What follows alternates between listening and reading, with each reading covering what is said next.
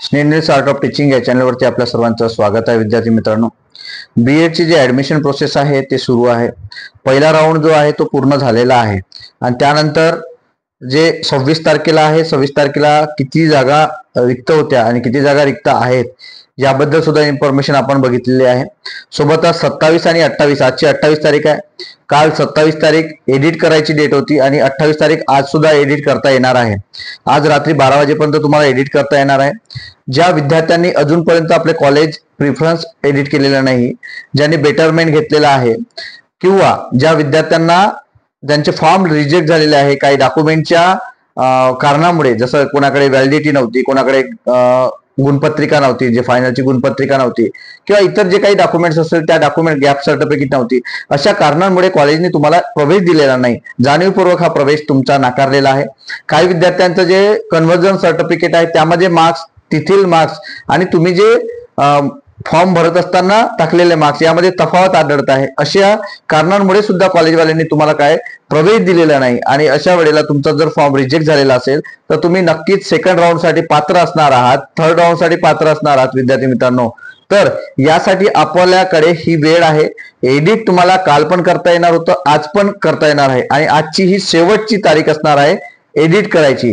काही विद्यार्थी जे फोन करतात की सर मला एडिट करता येणार आहे का, मला कॉलेज बदलता येणार आहे का, तर नक्कीच विद्यार्थी मित्रांनो तुम्हाला कॉलेज बदलता येणार आहे.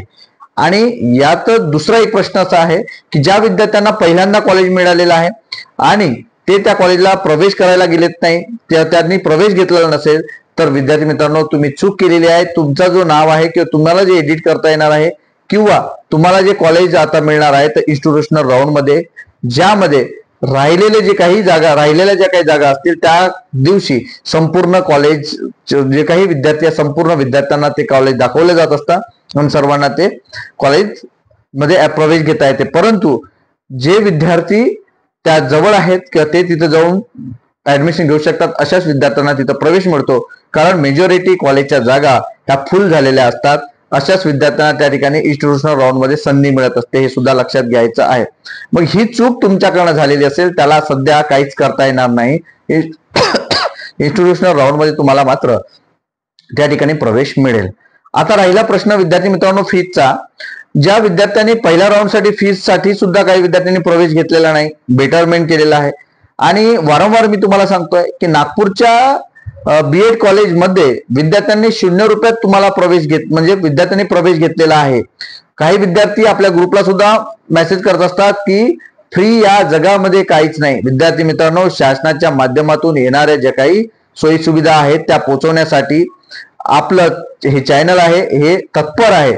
परंतु लढाई कोणाची असणार आहे, समस्या ज्याची लढा त्याचा, या उद्देशाने आपण काम करत असतो. तुम्हाला परिपत्रक, शासन निर्णय हे सुद्धा ग्रुपला टाकलेले आहेत, परंतु मी तिथं येऊन काम करू शकत नाही. फोनवरती मी बोलून तुमच्या सोबत त्यात चर्चा केलेली आहे आणि काही विद्यार्थ्यांचे प्रॉब्लेम सॉल्व्ह झालेले आहेत. गेल्या वर्षी सुद्धा विद्यार्थ्यांची 40 ते 50 लाख रुपये आपण वाचवलेले आहे. यावर्षी सुद्धा आतापर्यंत 10 ते 15 विद्यार्थ्यांनी फीज भरलेली नाही आहे आणि प्रवेश सुद्धा घेतलेला आहे.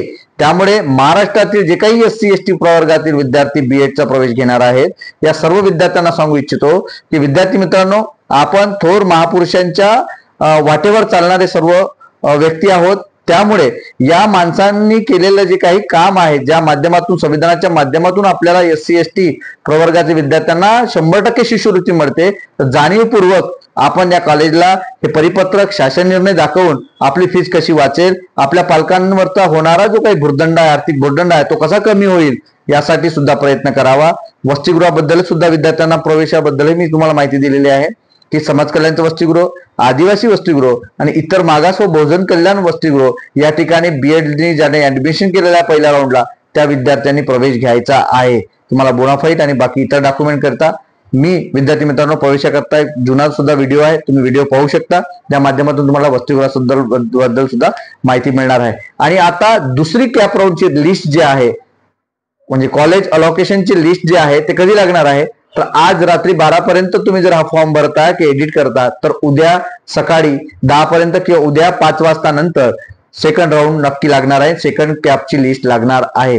त्यामुळे आता वेट अँड वॉचची भूमिका ज्या विद्यार्थ्यांनी फॉर्म फिलअप केला आहे, लॉक केलेला आहे, अशा सर्व विद्यार्थ्यांना सांगू इच्छितो. विद्यार्थी मित्रांनो, अजून काही तुम्हाला या व्यतिरिक्त काही माहिती पाहिजे असेल तर कमेंट बॉक्समध्ये कळवा, त्यावर सुद्धा आपण व्हिडिओ बनवू. आणि दुसरी बाब अशी की आपण जर पहिल्यांदा माझ्या चॅनलला पाहिलं असाल किंवा मग ही माहिती तुम्ही पहिल्यांदा बघत असाल तर अशाच करिता आपण माझ्या चॅनलला मात्र सबस्क्राईब करा. धन्यवाद.